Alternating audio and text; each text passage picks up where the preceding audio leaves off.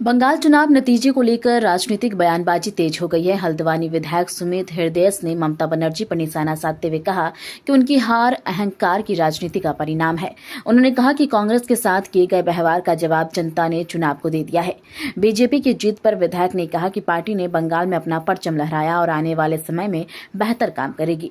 वहीं ईवीएम पर उठ रहे सवालों को उन्होंने खारिज करते हुए कहा कि देश के वैज्ञानिक और संस्थान मजबूत है, ऐसे में मशीनों पर शक करना गलत है।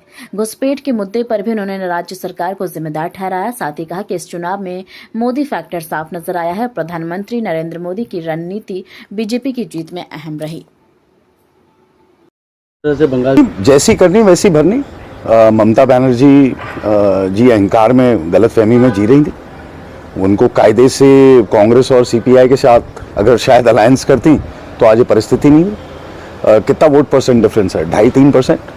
और ये पार्टीज जो हैं कितना वोट ले गई, तो उन्होंने तो अहंकार की वजह से ही। और देखिए, मैं तो कहना चाहता हूँ कि ममता दीदी के साथ भी सही हुआ, क्योंकि उन्होंने कांग्रेस को दगा दी थी, सोनिया जी को दगा दी थी। कांग्रेस को ये भूलना नहीं चाहिए। तो इसलिए ठीक है, बीजेपी वहाँ जीती है, अच्छा कार्य करे। मैं तो भाजपा के लोगों को बधाई देता हूँ कि आप वहाँ चुनाव जीते हैं। आप अच्छा काम करिए बंगाल के लिए, देश के लिए। अच्छा करेंगे तो अच्छा बोला जाएगा।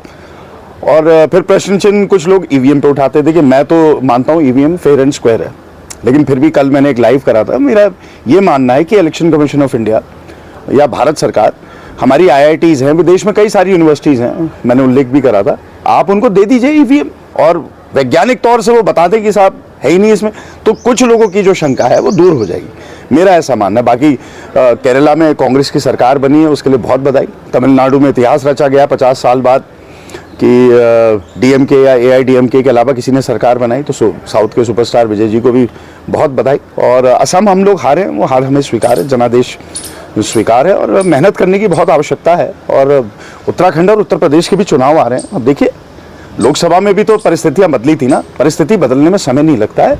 जनता के बीच में जाकर जनता के जो विषय हैं उनको हम उठाते हैं। हाँ, लेकिन हाँ, बीजेपी बार बार जो बात कहती है, उस बात से मैं एक बात से असहमत हूँ कि वो कहती है भाई बांग्लादेशी घुसपैठी।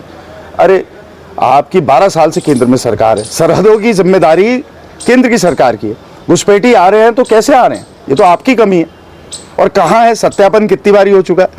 यही हल्द्वानी के लोगों को कह देते हैं सोशल मीडिया पे, रोहिंग्या बांग्लादेशी। अरे भैया, सत्यापन हो चुका है, आधा भी मिला हो रोहिंग्या बांग्लादेशी तो बताए पुलिस।